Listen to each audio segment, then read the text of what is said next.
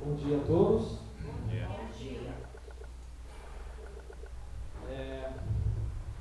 Prazer estarmos aqui mais uma vez para estudarmos mais uma promessa de Deus. Nós estamos estudando já faz alguns domingos, alguns meses.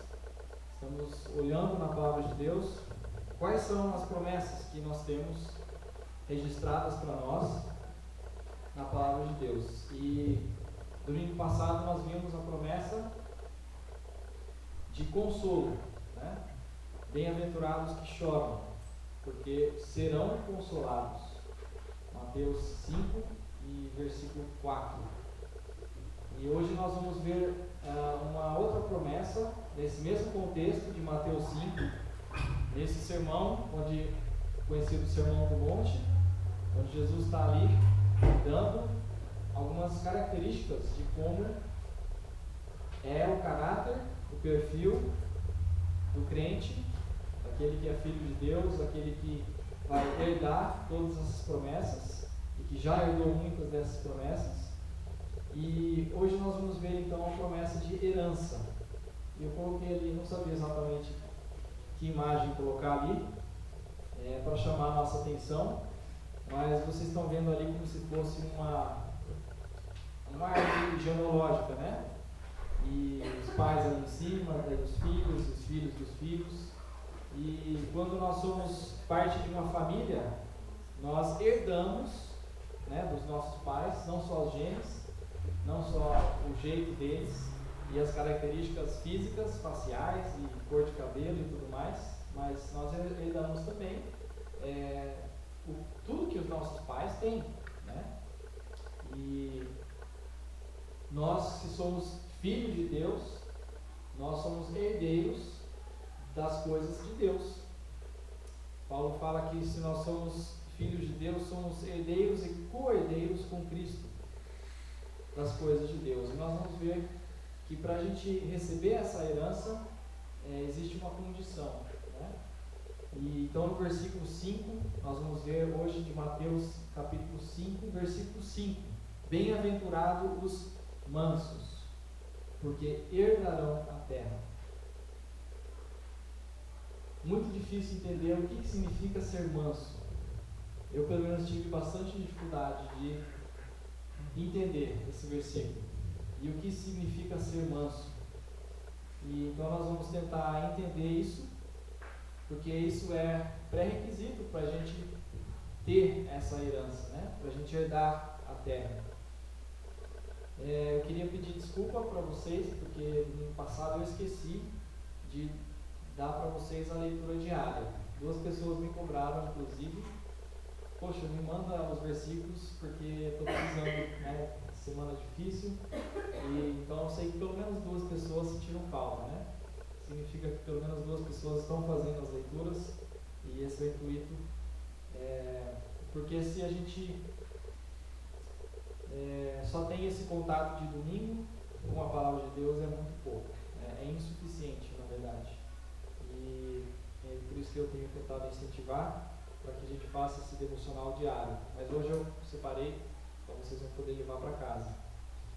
Bom, antes da gente entender o que é manso, vamos ouvir de vocês. O que vocês entendem? O que vocês acham que significa ser manso?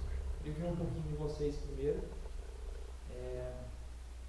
Então tá à liberdade. Quem quiser contribuir, o que significa calma. Ser manso? Uma pessoa calma. Tá? Pessoa humilde. Uma pessoa humilde. Compassiva. Tardio para falar e tardio para se irar. Tardio para falar e para se irar. Acho que é uma pessoa não tanto assim de demonstração, é uma pessoa pacificadora, né? Mas ela prefere estar sempre apaziguando do que tendo colocar do jeito que você vai dar uma divergência. Uma pessoa que está sempre buscando a paz, buscando a pessoa pacificadora. Ok? Segundo o dicionário Aurélio, a definição de manso é uma pessoa de gênio brando, calma, como você falou. O índole prática, uma pessoa bondosa, uma pessoa serena, sossegada, tranquila. São todas as definições que vocês deram, e essas aqui são corretas, mas não é só isso, né? Tem a ver com o nosso espírito, tem a ver com chorar, que nós falamos semana passada, bem-aventurados que choram, tem a ver com humildade de espírito, que é o versículo 3, bem-aventurados humildes de espírito. Está tudo atrelado, está tudo amarrado. A gente vai falar um pouquinho mais sobre isso. Alguns sinônimos de manso: apaziguado, sossegado, tranquilo. Alguns antônimos: agitado, nervoso, áspero. Seria o oposto da pessoa mansa, né? Mas são termos e definições que a gente tem na cabeça e que a gente tem no dicionário. Mas biblicamente, o que é ser manso? E é isso que importa para a gente. Entender biblicamente o que significa ser manso. É o oposto do que o mundo espera de alguém que vai conquistar ou herdar alguma coisa. Dessas pessoas que vão conquistar, que vão ganhar, que vão vencer alguma batalha, que vão... dessas pessoas é esperado força, poder, agressividade, às vezes até arrogância, né? Tudo menos mansidão. No conceito do mundo, para você ser alguém que vai conquistar ou herdar alguma coisa, ganhar alguma coisa, você tem que ser forte, você tem que ser poderoso, você tem que ser confiante de si, né? São qualidades que não casam muito bem com mansidão. Parece que não tem muito a ver uma coisa com a outra, né? Mas aqui Jesus está dizendo que vai herdar os mansos. Então a gente lembra que os valores de Deus e os valores do mundo são completamente diferentes, né? A gente tem visto isso e mais uma vez a gente vê que não tem nada a ver uma coisa com a outra, os valores do mundo e os valores de Deus. Por isso a palavra de Deus diz: não devemos nos conformar com esse século, mas antes transformarmos pela renovação da vossa mente. A gente tem que embutir na nossa mente a palavra de Deus, os conceitos de Deus, que são diferentes desse mundo. E a gente, como eu falei, a gente passa aqui 1 hora, né, no máximo, ouvindo a palavra de Deus, ou cantando da palavra de Deus, 1h30, vai. Mas quantas horas da nossa semana, do nosso dia, a gente está ouvindo conceitos, ideias, coisas do mundo, né? Então a gente vive nesse conflito, e se a gente permitir, a gente vai acabar aceitando as ideias do mundo, as filosofias mundanas, que são totalmente opostas e contrárias à vontade de Deus. Ser manso é o que os judeus... essa postura de força, de agressividade, de poder, é o que os judeus esperavam do Messias, né? Esperavam um líder que fosse libertá-los militarmente, né? Com exército, fisicamente, materialmente. Eles queriam prosperidade nesse sentido. E Jesus falou: não é assim.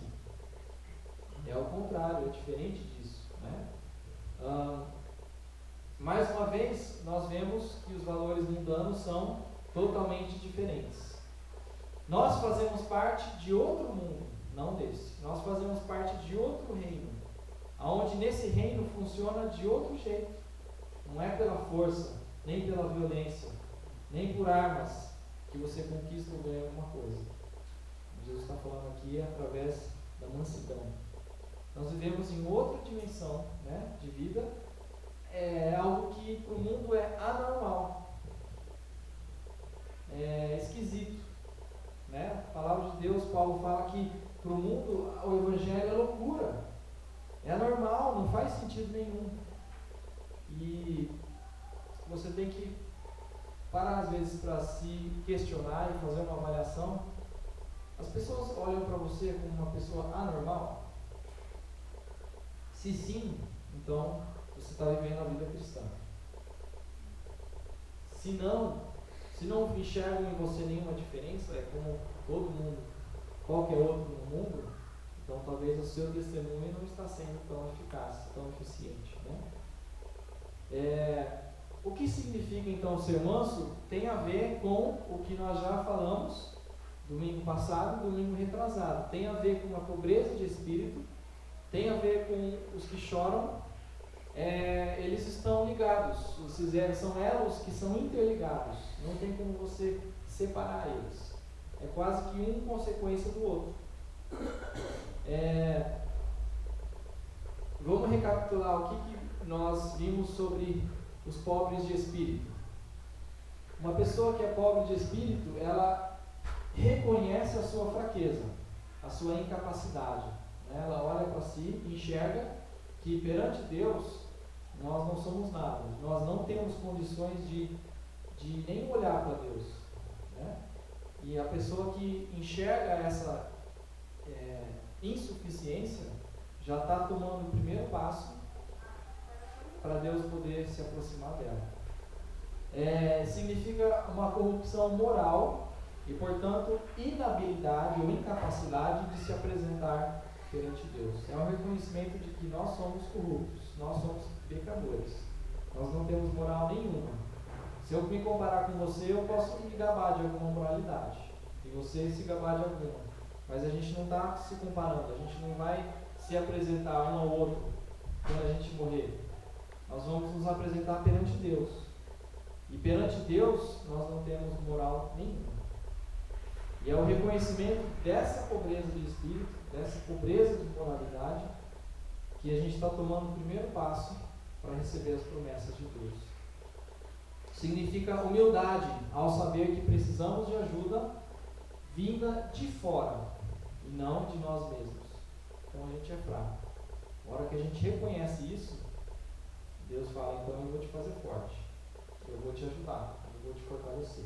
Então esse é o primeiro passo necessário para a gente começar a receber essas bênçãos de Deus. E quando a gente toma esse primeiro passo, que é a pobreza de espírito, nós automaticamente, a nossa reação é chorar. Não necessariamente derramando lágrimas físicas, mas lá dentro, nosso espírito, a gente sente um choro, uma tristeza. Então significa, é um estado de fragilidade, um estado espiritual, uma consciência do pecado em nós, e choro por saber que esse fato é o que nos afasta de Deus. Não é possível chorar sem antes reconhecer a nossa pobreza de espírito. Então, antes de você experimentar a bem-aventurança dos que choram, você tem que ter experimentado a pobreza de espírito. É uma consequência da outra. Elas andam juntas, né? São elos que interligados. E nós vimos algumas referências, Paulo falando em Romanos 7, desgraçado o homem que sou, desaventurado o homem que sou, porque o que eu quero fazer, o bem para agradar a Deus, eu não faço, e o que eu não quero fazer, o pecado que está em mim, eu acabo fazendo. E ele percebia essa realidade dentro dele, né? E ele se sentia triste e até de uma certa forma revoltado, né, com isso. E é isso que significa ter essa consciência de que nós somos assim.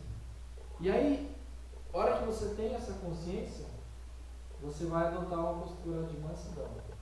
Vai ser uma consequência natural você ser manso. O que significa?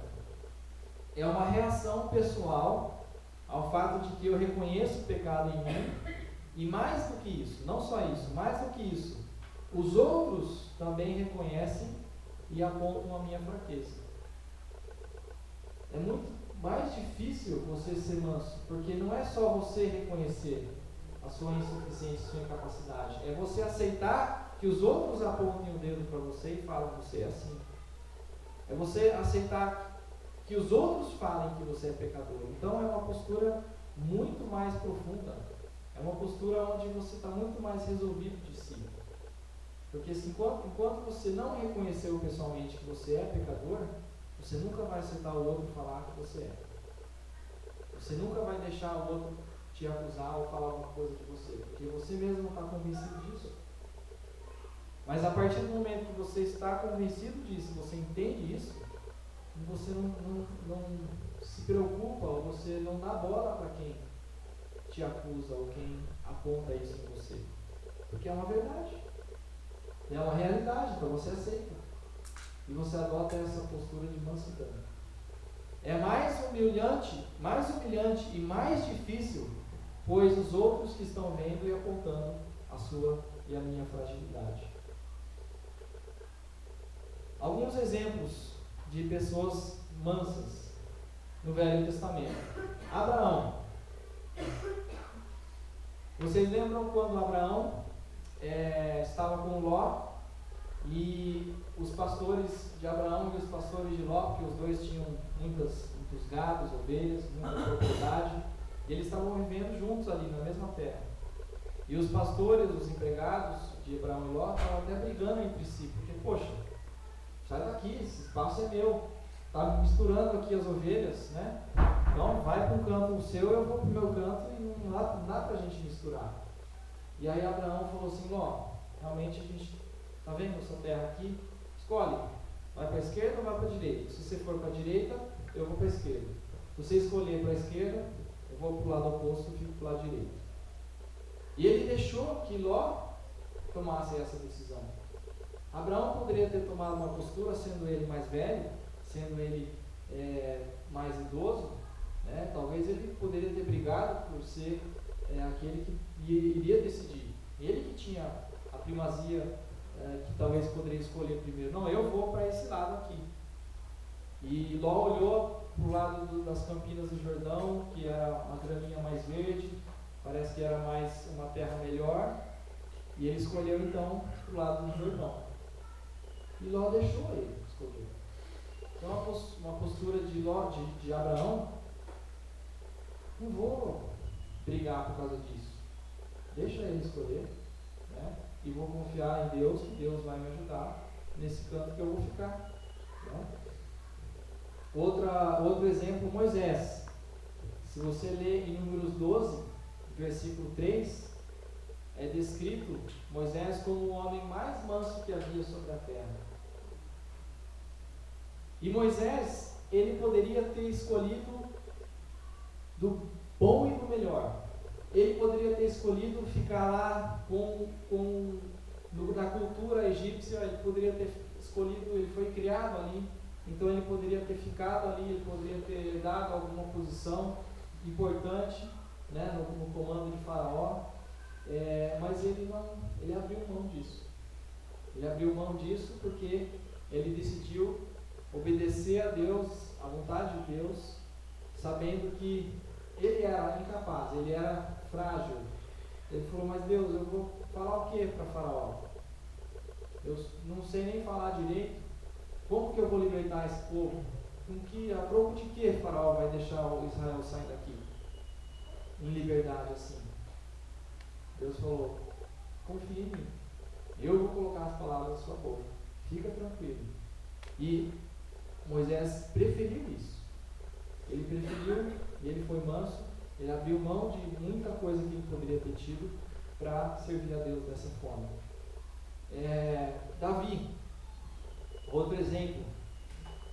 Davi, vocês lembram, ele tinha sido apontado como rei, ungido, escolhido como rei. E mesmo assim ele permitiu ser perseguido e maltratado por Saul, em respeito a Saul. Saul ainda era rei, mas Davi ia assumir essa posição de rei. E Davi poderia ter falado assim: Saul, tchau, sua vez já foi, eu fui escolhido, eu fui ungido, é minha vez agora. E ele poderia ter feito alguma coisa, articulado alguma coisa para derrubar Saul e para ele tomar o comando e a posição. Mas ele não, ele foi manso, ele ficou na dele. Enquanto Saul estivesse ali, quando Saul ainda era rei, ele ia respeitá-lo como rei. Davi teve até a chance, e Saul estava perseguindo Davi, né? Porque Saul sabia que Davi ia assumir, Saul ficou com inveja. E bom, a melhor solução é, se eu matar Davi, eu continuo sendo rei. Então ele começou a perseguir Davi, né? E Davi teve até a chance de matar Saul naquela caverna. Ele encontrou Saul dormindo, né? E ele não matou. Ele deixou a capa dele, né? Foi isso? Cortou um pedaço da veste, desculpa. E deixou ali para Saul ver que ele passou por ali, mas ele não fez nada. Foi manso. E respeitou Saul como rei. Outro exemplo, o profeta Jeremias. Jeremias, coitado, conhecido como profeta chorão, foi muito bem aventurado, porque ele chorou muito. Ele deveria entregar uma mensagem que para o povo era uma mensagem dura, uma mensagem que eles não queriam ouvir, uma mensagem que ofendia o povo, e por causa dessa missão que Deus deu para ele, ele sofreu muito, né? Foi difícil para Jeremias ser o profeta que ele foi, não foi fácil, porque tudo que ele falava era de acusação, era contra o povo, era para mostrar os pecados, o erro do povo. E Jeremias, ele sofreu muito por causa disso. Ele, nessa missão, ele recebeu críticas injustas por trás, falaram muito por trás das costas dele, enquanto outros profetas estavam falando coisas melhores, coisas menos agressivas, né? Outros profetas foram muito mais bem vistos pelo povo. Ele ouviu, né, a orelha dele era quente, vermelha, muita gente falando mal dele, mas ele continuou fazendo o seu trabalho, e ele foi manso, continuou profetizando e dizendo aquilo que Deus queria que ele dissesse. Alguns exemplos no Novo Testamento, e não sei se vocês perceberam, muitos desses exemplos também foram exemplos de homens que choraram. Nós vimos no domingo passado, e muitos foram exemplos também de homens pobres de espírito, né? No Novo Testamento nós temos o exemplo de Paulo, que foi perseguido e injustamente acusado de falso profeta pelas igrejas, especialmente pela igreja de Corinto, mas ele tratou isso com mansidão. Ele defendeu-se com paciência, tolerância. Ele tinha recebido um julgamento falso. Você, Paulo, você é um falso profeta. O que você está ensinando, o que você está falando, não é de Deus. E Paulo poderia ter esperneado, brigado, ficado revoltado por isso. Ele poderia ter feito coisas de uma forma diferente, mas como que ele fez? Ele pacientemente, com mansidão, ele se defendeu e falou: irmãos, vem cá, irmãos, eu não sou assim, né? Olha aqui meus critérios. E ele escreveu aquela carta se defendendo com toda a mansidão, tolerância. O exemplo máximo de todos os exemplos que a gente sempre vê o exemplo máximo é o nosso Senhor Jesus, né? Mesmo recebendo um julgamento injusto, ele não abriu a boca, aceitou as falsas acusações com mansidão. Isaías 53 fala que ele não abriu a boca, como uma ovelha muda perante os criadores, ele foi até a cruz, morreu e aceitou ser julgado injustamente, né? Ele poderia ter se defendido, ele não se defendeu. Ele tomou essa postura de abrir mão daquilo que era de direito dele.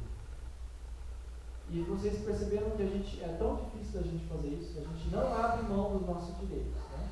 A gente quer brigar por eles, a gente fica revoltado quando as coisas são injustas. E a gente não aceita isso. Imagina Jesus, que era Deus, ele aceitou. Ele abriu mão de uma coisa que era dele, né? E ele foi julgado dessa forma, tão injustamente. E o maior exemplo de mansidão, ele diz lá em Mateus, não precisa disso, né? Mateus 11, 29 e 30. Jesus disse: tomai sobre vós o meu jugo e aprendei de mim, porque sou manso e humilde de coração, e achareis descanso para a vossa alma, porque o meu jugo é suave e o meu fardo é leve.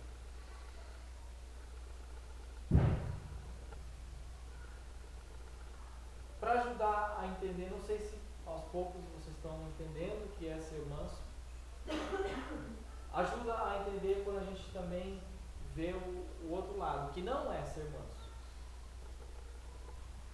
Não é algo natural do ser humano, pelo contrário, é algo sobrenatural. Como eu falei, se fosse algo natural, ia ser fácil a gente ser manso, né? A gente ia aceitar ser humilhado, mas a gente não aceita. A gente ia aceitar abrir mão dos nossos direitos, mas a gente não abre mão. Então não é uma coisa natural de nós. Pelo contrário, é sobrenatural, é algo que vem de Deus. Inclusive, Gálatas 5, se você ler lá o fruto do Espírito, um deles é mansidão, né? Jeremias, ele confessa que a sua natureza humana, ele era fervente, ele era como um caldeirão por dentro, mas era um homem manso, porque prevaleceu no testemunho dele o testemunho do Espírito Santo, a mansidão, e não o lado humano dele, que era fervente, que era estourado e nervoso. Não é indolência, muito pelo contrário, é alguém sensível à situação, mas que entrega a solução do problema nas mãos de Deus. O que é indolência? Eu não sabia, eu olhei porque eu não sabia. O que é a indolência, um indolente? Uma pessoa meia preguiçosa. Eu acho que é falta de sensibilidade. É uma pessoa fria. Não é tanto preguiça, mas talvez acaba resultando em preguiça, porque ela não faz nada. E ela fica... aceita a situação do jeito que é. E não é bem assim, né? Na verdade, é o contrário disso, é uma pessoa muito sensível. Mas como tem junto dessa sensibilidade toda essa bagagem que a gente viu, pobreza de espírito e o choro por dentro, o reconhecimento da nossa fragilidade, a gente não pega e quer resolver as coisas com a nosso próprio jeito, com as nossas próprias forças, porque a gente sabe que eu não sei, eu não consigo, eu vou fazer besteira. Então a gente abre mão de fazer isso, de brigar pelo que é nosso, e aí que aparece a característica de mansidão, que às vezes se confunde com indolência, com uma pessoa calma, com uma pessoa pacata, mas não é isso. É que você está abrindo mão daquilo que é teu e entregando nas mãos de Deus. Deus, você sabe que Deus é capaz de resolver muito melhor do que você. Não é a flacidez, moleza.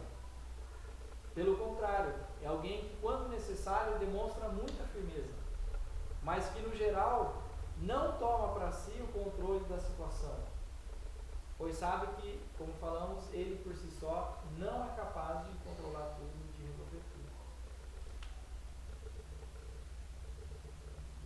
Não é gentileza ou passividade. Não é uma pessoa gentil, o Daniel é tão gentil, então ele é manso. Não é só isso. Né? Não é também uma pessoa passiva. Uma pessoa que está sempre buscando a paz, como o Daniel falou. Você pode desejar ser gentil e desejar a paz sempre, mas se você fizer isso com orgulho, você não está demonstrando caráter manso, por exemplo. O que foi? Passiva é diferente de pacífica. Passiva é inerte, não se mexe, não entra. Pacífica é que busca paz. Eu confundi as coisas aqui. É passiva. Passividade é diferente de Passividade. passividade. Passividade. Pacificidade. Todo crente devia ser pacífico. querer fazer paz, não querer briga. Esse é um pacífico, agora passividade é outra coisa. Então, eu quis dizer aqui pacificidade. Vamos mudar aqui já, porque senão. Passivo é contrário de ativo, não é tanto passividade. Pronto. Pacificidade. Não sei nem se é assim que escreve, né? Mas. Pois é, sim. Assim? Pacificidade. Não é vi. Não, peraí. Com C. Pacificidade com C. Pacificidade. Tudo bem. Depois eu arrumo. Pacific. Depois eu arrumo. Muito bem. Vamos continuar. Ser manso. Eu estou insistindo na definição porque eu tive dificuldade de entender. Então, não sei se você já caiu a ficha para vocês. Então, mais um pouquinho a definição. Ser manso é ter uma visão correta do seu estado de ser, expressando essa visão em como você se relaciona com os outros. Então, lembra, eu falei, você está resolvido consigo mesmo. E aí, como você está resolvido consigo mesmo e reconhece que é fraco, que é humilde, que é pecador, isso reflete em como você age e como você trata as outras pessoas. Você não trata com orgulho, você não trata com arrogância. Muito pelo contrário. Sai de você essa mansidão. E você tem respeito pelas pessoas, você procura o interesse das pessoas antes dos seus, né? Como Abraão fez com Ló. A pessoa mansa não é apenas algo interno, mas é algo que se torna evidente, é algo que se externaliza no seu comportamento. A pessoa mansa não está sempre na defensiva, querendo se defender ou se justificar. Pelo contrário, muitas vezes ela engole sapo e tolera algumas situações, pois entende que ela não tem nada dentro de si que vale a pena brigar. Então, o que a gente menos gosta de fazer é engolir sapo, né? A gente menos aceita tolerância de algumas situações. Mas o manso, ele parece que tem uma paciência maior, mais estendida. Ele tolera, ele aceita.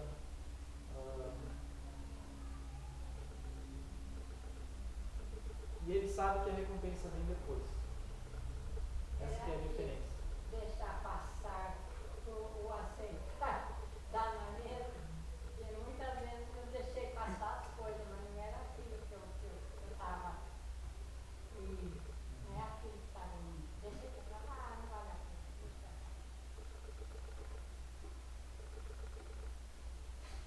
pena. A pessoa mansa não julga e não condena, pois ela sabe que seria capaz de fazer a mesma coisa. Ela não aponta o dedo para a pessoa, ela deixa os outros apontar o dedo para ela, mas ela não aponta o dedo para os outros, porque ela sabe que se fosse ela seria capaz de fazer a mesma coisa. O mesmo erro. Então olha uma postura, né, divina, uma postura realmente sobrenatural, diferente. Ele não procura tirar o cisco do olho do irmão porque ele vê que no olho dele tem uma trave, né? Como Jesus disse em Mateus 7, 5. Ele falou que os fariseus eram hipócritas, estão tentando, né, tirar a trave, o cisco do olho do seu irmão, quando no seu você tem uma trave de futebol, um estádio dentro do seu olho, né?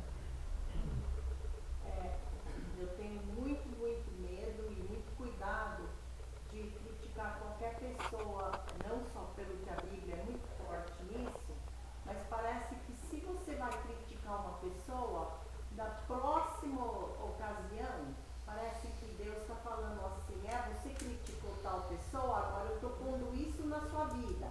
E você está fazendo igual àquela pessoa que você criticou?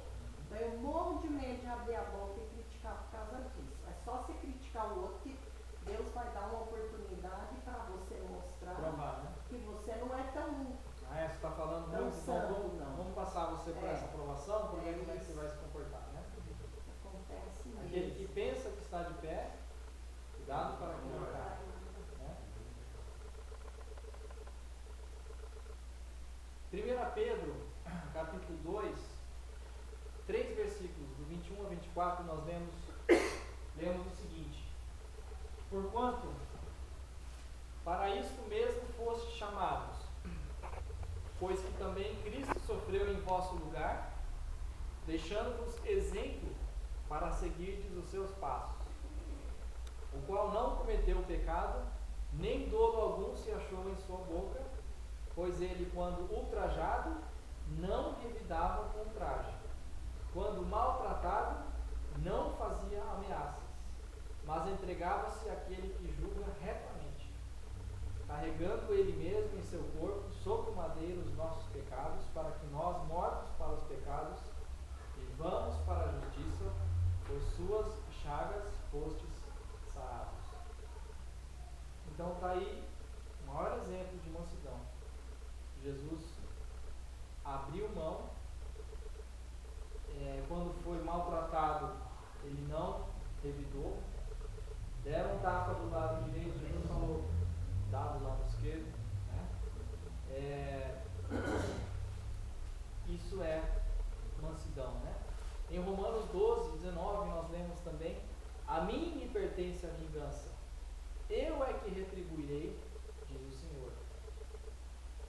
Então, o manso, ele tem essa postura porque ele entrega para Deus, e ele depende de Deus. Ele sabe que ele não tem força, e que a força dele está em Deus. Paulo disse: tudo posso naquele que me fortalece. Então, ele sabe que é Deus que vai cuidar da situação. Deus é que vai se vingar de um possível maltrato, de uma possível injustiça. Deus que vai julgar e Deus que vai vingar você. Às vezes nesse mundo, às vezes não nesse mundo, às vezes no porvir, né? E qual é a promessa? Herdarão a terra, diz, bem-aventurados os mansos, porque herdarão a terra. Então, para a gente receber essa promessa, tem que haver em nós essa característica de mansidão. Falamos muito sobre o que é mansidão, para que a gente possa entender e para que a gente possa tentar viver mais a mansidão em nossas vidas. E lembrando que não vamos ser nós que vamos viver isso, mas o Espírito em nós, agindo através de nós, né? No presente, já hoje, a gente tem, de uma certa forma, essa promessa já realizada. Tem dois aspectos dessa herança: uma que é futura, nós vamos herdar a terra, ainda futura, mas tem um aspecto também que é presente. Em qual sentido? O manso é alguém sempre satisfeito, contente, resolvido. Portanto, nesse sentido, ele já é herdeiro da terra agora. O que significa bem-aventurado? Feliz. Então a pessoa é feliz. Quem é manso é feliz. Pode vir situação contrária, adversa, pode vir dificuldade, ele não se abala, ele não se afeta. Ele ainda é satisfeito, mesmo naquela condição. 2 Coríntios, pus 3 referências aqui, 6 e 10, Paulo diz: entristecidos, mas sempre alegres, pobres, mas enriquecendo a muitos, nada tendo, mas possuindo tudo. Então, se você tem essa característica de mansidão, se você tem essa característica de pobreza de espírito, de chorar, tudo que é espiritual, materialmente falando, a gente pode não ter nada, mas espiritualmente falando, a gente tem tudo, né? Nós possuímos tudo. Então, nesse sentido, nós já possuímos, nós já herdamos essa promessa espiritualmente, né? Filipenses 4, 12 e 13 também, Paulo de novo, ele fala: tanto sei estar humilhado, como também ser honrado, de tudo e em todas as circunstâncias já tenho experiência, tanto de fartura como de fome, de abundância como de escassez. Tudo posso naquele que me fortalece. Você só pode falar isso se você tem isso, tem essa vida espiritual dentro de você. Se você não tem, não é uma realidade. E 1 Coríntios, capítulo 3. Portanto, ninguém se glorie nos homens, porque tudo é vosso. Seja Paulo, seja Apolo, seja Cefas, seja o mundo, seja a vida, seja a morte, sejam as coisas presentes, sejam as futuras, tudo é vosso, e vós de Cristo, e Cristo de Deus. Então, nesse contexto aqui, Paulo está dizendo que, qual que era o contexto? Vamos lá, 1 Coríntios 3, estava falando de divisão, né, do partidarismo, se não me engano, que a igreja estava, alguns eram de Paulo, outros de Pedro, outros de Apolo, e o crescimento da igreja estava sendo prejudicado por causa dessa divisão e por causa desse partidarismo. Isso. E Paulo está dizendo, olha, vocês não têm que ficar tomando esses partidos, porque ninguém é de Paulo, ninguém é de Pedro, ninguém é de Apolo. Todos nós somos de Cristo, todos nós somos herdeiros de Deus.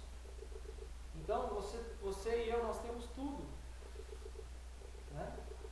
E não devemos ter essa postura de partidarismo, de facção, e escolher isso ou escolher aquilo.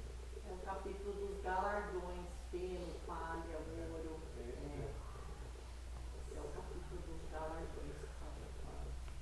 Provavelmente eu vou querer ensinar Deus errado, né? Aí Paulo fala que eu responder aqui. Então, nesse sentido, nós já na era presente já somos herdeiros dessa promessa, porque a gente é feliz, a gente é resolvido, satisfeito em qualquer situação.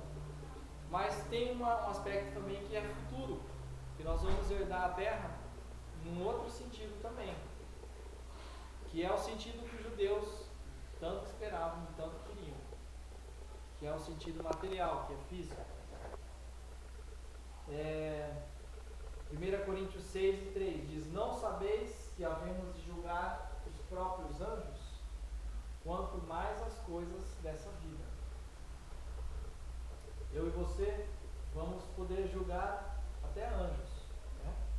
Nós vamos receber, nós vamos herdar uma posição elevada, uma posição de autoridade, que nós vamos fazer parte do reinado de Cristo, do governo de Cristo milenar. Nós vamos ter posições, posturas, responsabilidades, autoridades que nós vamos herdar nesse reino, nesse governo, onde Cristo vai ser o presidente, o rei, o Messias que os judeus esperavam dessa forma, né? E você só vai participar desse reino se você aceitou a Cristo como seu Senhor e Salvador, se você entendeu a sua fraqueza espiritual, que você precisa de salvação, se você enxergou o seu pecado, se você é uma pessoa mansa. Nós vamos ver domingo que vem, se você tem fome e sede de justiça, ou seja, se você está nessa esfera espiritual, você vai herdar tudo isso, essas coisas espirituais você já herdou, e no sentido futuro você vai herdar fisicamente também. Romanos 8, 16 e 17, é o último versículo. O próprio Espírito testifica com o nosso Espírito que somos filhos de Deus. Ora, se somos filhos, somos também herdeiros, herdeiros de Deus e co-herdeiros com Cristo. Se com Ele sofremos, também com Ele seremos glorificados.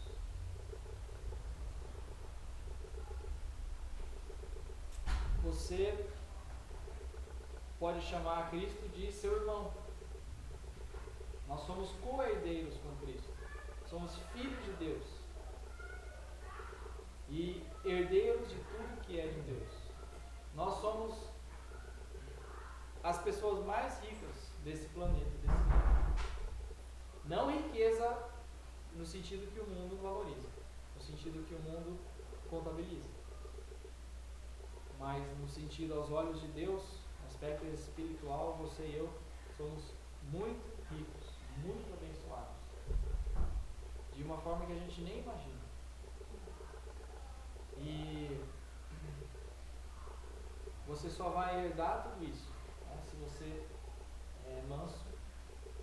E então, irmãos, vamos cultivar, vamos buscar essa mansidão, ser manso, essa característica espiritual em nossa vida. E é uma leitura para vocês essa semana, só que eu esqueci de imprimir, então anote, tá? Anote as 7 referências. Na segunda-feira, Salmo 37. E procure nas leituras, procure encontrar o que a leitura tem a ver com mansidão, tá? E aí na próxima aula você pode compartilhar e dizer qual a ligação que você fez entre a aula e a referência. Alguma pergunta? Algum comentário para a gente concluir? Enquanto vocês copiam. Acho que a gente poderia dizer que herdarão a terra também fala muito dos galardões que a gente vai receber, né? Não é tanto assim herdar o céu, mas ele está falando de galardões porque a gente foi manso, porque foi humilde de coração e tudo isso, né? Então ele se refere a galardões. Domingo passado, talvez alguns de vocês ficaram escandalizados. Minha mãe, pelo menos, veio falar depois da aula que eu falei do lado de como Jesus era uma pessoa que chorou muito. Chorou por Jerusalém, né? Chorou por Lázaro e em vários momentos da sua vida a gente vê que Jesus era um homem abatido, né? Um homem que foi castigado, judiado pelo pecado. Aqueles momentos na cruz, quando ele foi pregado, poucos momentos antes, como ele foi ultrajado, né? Castigado por causa dos nossos pecados. E a gente viu que em nenhuma referência bíblica a gente vê que Jesus riu. Mas minha mãe veio me corrigir, veio fazer um comentário, que logicamente Jesus riu. Jesus era humano. Ele participou de festas, de casamento. Ele participou de muitos momentos, situações que ele sorriu, que faz parte da nossa vida. Sentir alegria.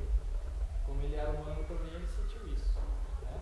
Mas no geral, olhando o parâmetro geral e a vida dele como um todo, talvez essa característica de choro e de pranto pelo pecado é muito mais evidente do que a alegria, né? Porque ele veio aqui tratar, resolver um assunto sério. Quando você entra numa reunião e você sabe que o assunto é sério, ninguém entra dando risada, fazendo piada, dando gargalhada. Pelo contrário, a gente entra na reunião com uma postura serena, de seriedade e preocupação, né? E a gente viu essa característica em Jesus.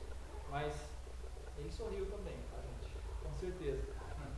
Porque eu mencionei que ele era um personagem, Cristo era muito equilibrado. Então quem é equilibrado, ele não fica só de um lado, ele também tem hora para chorar, tem hora para sorrir. Eu mencionei. Né? Eclesiastes fala, tem hora para tudo. É. Com certeza, Jesus sendo um homem equilibrado, um homem perfeito, tinha horas que ele sorria e sentia a alegria que a gente sente em várias situações.